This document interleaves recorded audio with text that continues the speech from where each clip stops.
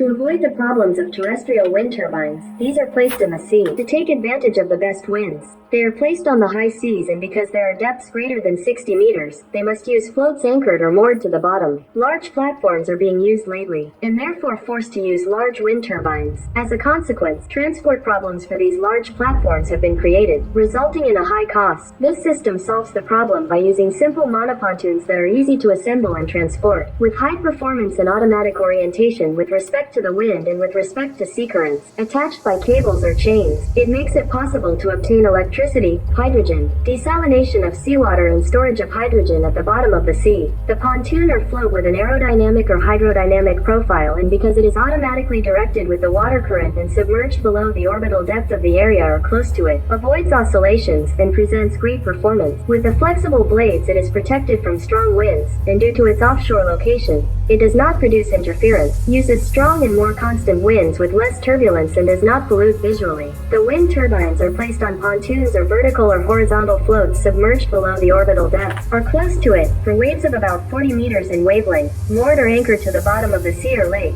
and drive electric generators, air compressors, or hydraulic pumps. The pontoons or floats are placed and stabilized vertically and horizontally. The vertical ones consist of cylindrical or oval tubular elements, and the horizontal ones of discoidal shape, all hollow or filled with air or a plastic polymer foam. They can add a lateral fin that orients them in the direction of the water current or the wind, acting as weather vanes. The monopontoon or float can be attached from one end or side to orient itself with the current of the water, or be fixed to the bottom with several cables, and it is the mast and therefore the wind turbine that rotates with respect to the pontoon and is oriented with the wind.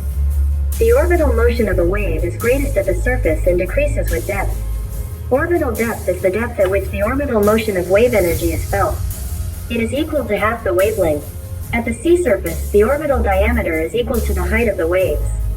For practical purposes, the fourth part of the wave can be taken as the zone of little orbital movement. The blade rotor of the wind turbine can be in front of or behind the mast, but always behind the axis of rotation of the mast. The mechanical energy obtained can be used to compress hydrogen or air, storing them in flexible containers submerged in the sea at medium or great depth until the time of use.